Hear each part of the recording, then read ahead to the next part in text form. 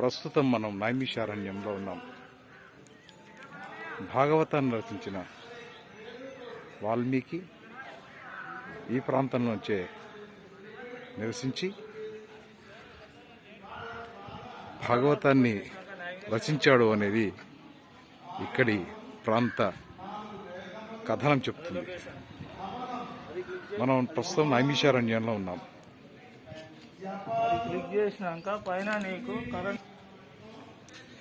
నైమిషారణ్యం యొక్క ప్రాధాన్యతని మీ అందరికీ తెలియజేస్తాను.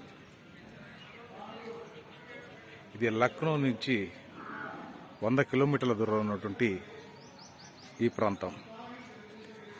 ఇక్కడ భగవత్ స్వరూపం ఉంటూ ఉండదు. నైమిషారణ్యం యొక్క ప్రధాన ఉద్దేశం ఏమంటే ఇక్కడ భగవానుడికి ఒక ప్రత్యేక రూపం అంటూ ఉండదు. భగవంతుడు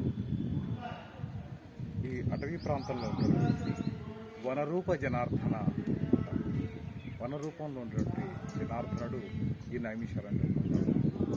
నైమిషారణ్యం యొక్క ప్రధాన దర్శనీయ ప్రాంతం ఎందుకంటే శ్రీ వైష్ణవ సాంప్రదాయ ప్రకారం 108 దివ్య దేశాలలో ఇది కూడా ఒక ప్రముఖమైన దివ్య దేశంగా మనం భావిస్తుంటాం.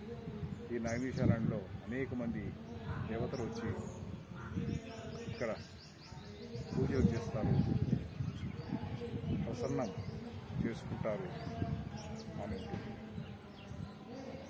వాల్మీకి మహర్షి మహాభారత రచన చేసిన తర్వాత అతనెంతో వ్యాకులత చెంది విచారంతో ఉండి అతని మనసు హృదయం బాగలేక ఉన్న దశలో వాల్మీకి మహర్షి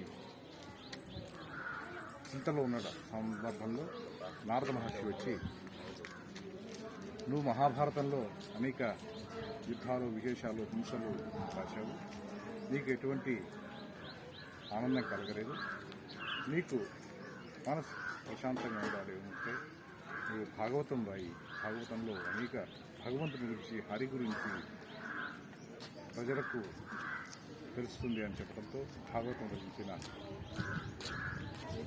వాల్మీకి మహర్షి ఈ ప్రాంతంలో ఉన్నారు. అదేవిధంగా పరీక్షిత్ మహారాజు కూడా శుక మహర్షి చెప్పినటువంటి భాగవతం కూడా ఈ ప్రాంతంలో కూడా ప్రతీతి ఉంది.